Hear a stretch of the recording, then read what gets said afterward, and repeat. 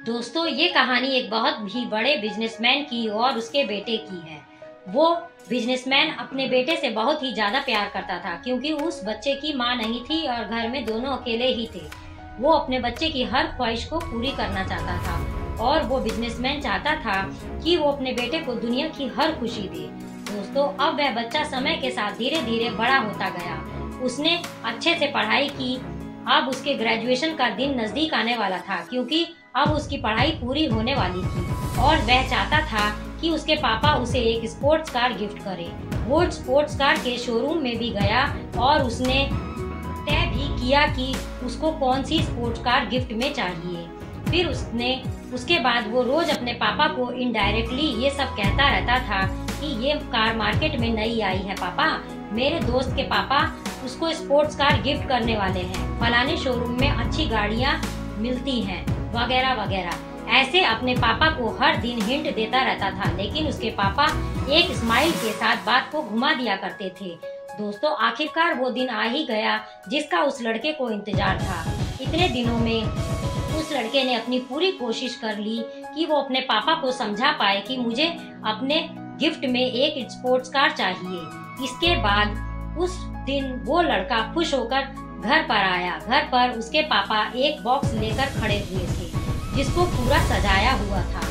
लड़का अब समझ गया था कि आज मेरे पापा मुझे वो स्पोर्ट्स कार गिफ्ट कर ही देंगे और मेरे पापा दुनिया के सबसे बेस्ट पापा हैं। उसके बाद उसने उस बॉक्स को जल्दी से खोला। उसे लगा कि उसके अंदर कार की चाबी वगैरह होगी, लेकिन उसने देखा कि उसके अंदर चाबी नहीं बल्कि एक किताब है। कुछ सेकंड के लिए वह अपने पापा को देखता रहा और उसके पापा को स्माइल कर रहे थे। उसके बाद उसके पापा ने अपने बेटे को गले लगाकर कहा कि कांग्रेचुलेशन बेटा, लेकिन ये लड़का बिना कुछ कहे वहाँ से चला गया और उसके बाद वो अपने दोस्त के पास चला गया और उसके दोस्त ने उसे यह समझाया कि तेरे पापा तुझसे प्यार करते ही नहीं हैं और उनको तेरे से ज्यादा अपने पैसों से प्यार है। दोस्तों, उस लड़के का दिमाग पहले से ही खराब हो रखा था और वह पहले से ही दुखी था। ऐसे में उसके दोस्त की एक लाइन ने उसको एक गलत कदम उठाने के लिए मजबूर कर दिया। सुबह जब उसके पापा उसके रूम में गए तो रूम में कोई नहीं था और बेड पर एक लेटर लिखा हुआ था।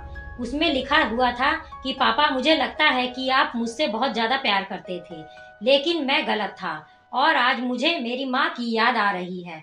वो होती तो मुझे समझ पाती। पापा, आपको तो अपने पैसों से मतलब है पापा, और मैं जा रहा हूँ आपसे बहुत दूर पैसे कमाने के लिए। एक दिन आपसे ज्यादा पैसे कमाकर दिखाऊंगा और यह साबित करके दिखाऊंगा कि आप मेरे सपनों को पूरा करने के लिए मुझे आपके एहसानों की जरूरत नहीं। और पापा, और आप मुझे ढूंढने की कोशिश मत करना। मैं आपके सामने आऊंगा और आपको दिखाऊंगा कि पैसे किसे कहते हैं। इसके बाद उस बिजनेसमैन ने अपने बेटे को ढूंढने की बहुत कोशिश की, लेकिन उसका कोई पता नहीं चला। उसके बाद उस दिन, महीने, साल बीतते गए और अब उस लड़के के पापा अब बूढ़े हो चुके थे। उस बुढ़ापे में उनको अब उनके बेटे की सबसे ज्यादा जरूरत थी। तब वो बिजनेसमैन बिल्कुल अकेले थे और साथ में न बीवी थी न बेटा था। उस तरह वो लड़का अब बहुत ही बड़ा बिजनेसमैन बन चुका था।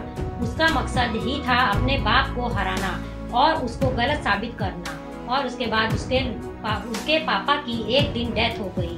अब तो वो एक बड़े बिजनेसमैन थे जो उनके टीम ने न्यूज में यह दिया कि उनका लड़का जहां पर भी है वहां से वापस आ जाए और अपने पिताजी का क्रियाक्रम पूरा करे।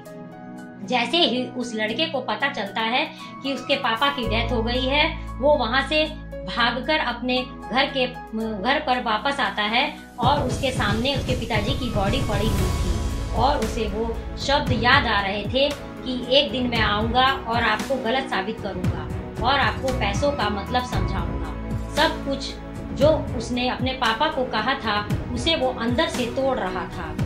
उसे यह एहसास हुआ कि मैं कौन सी रेस में भाग ले रहा था और सब कुछ जीतकर भी मैं हार गया।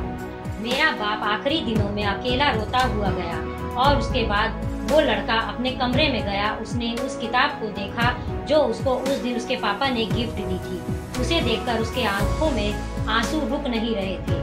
उसके बाद उसे एहसास हुआ कि कितने प्यार से उन्होंने उस किताब को लेकर हुए थे मुझे देने के लिए। और उसने उस किताब को खोला तो पहले पेज पर यह लिखा हुआ था कि बेटा, मैं दुनिया का सबसे खुशनसीब बाप हूँ क्योंकि मेरे पास तेरे जैसा बेटा है।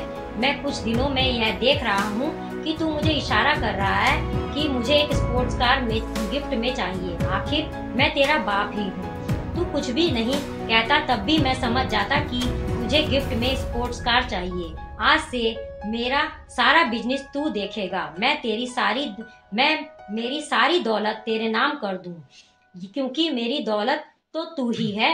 और हाँ, पीछे देख, हमारे नए बॉक्स के लिए कुछ गिफ्ट है। और उसने जैसे ही पन्ना घुमाया तो बुक के हॉल में एक स्पोर्ट्स कार की चाबी रखी हुई थी। दोस्तों, आगे रहने दो यार, आगे का सीन आप खुद ही इमेजिन कर लेना। तो दोस्तों, क्या आपने सीखा इस कहानी से? कभी कभी हम लाइफ के अंदर इंसानों को, परिस्थितियों को जल्दबाजी में ही जज कर लेते हैं और जल्दबाजी में ही अपना फैसला सुना देते हैं बिना हकीकत जाने। और जब तक हकीकत तक हम पहुंच पाते हैं तब तक बहुत देर हो चुकी होती है। इसके बाद चाहकर भी और चाहते हुए भी उस गलती को सुधार नहीं सकते।